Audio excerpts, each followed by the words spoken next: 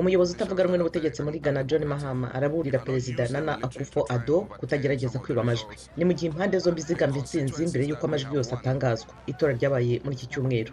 Guverinoma ya Ethiopia ivuga ko ingabo zishinzwe umutekano zarashe ku bakozi ba ONU kandi zikabata muri yombi ubwo bageragezaga kujya mu bice bya Tigray biberamo imirwano. Inteko ishinga amategeko ya Congo yateranye ahanini abadepite bashyigikiye perezida Felix Tshisekedi. Mu nama hatangirijwe urwandiko rwo gusaba perezida w'inteko kwegura. Ni Janine Mabunda ushyigikiye Joseph Kabila Tshisekedi yasimbuye. Nyuma yo gushyira ahagaragara ihohoterwa rishingiye ku gitsina ku bantu babiri bo mu rwego rwo hejuru, umunyeshuri wo mu Misiri Nadine Ashraf yahamagariye ihagarikwa ry'urugomo nk'urwo mu gihugu.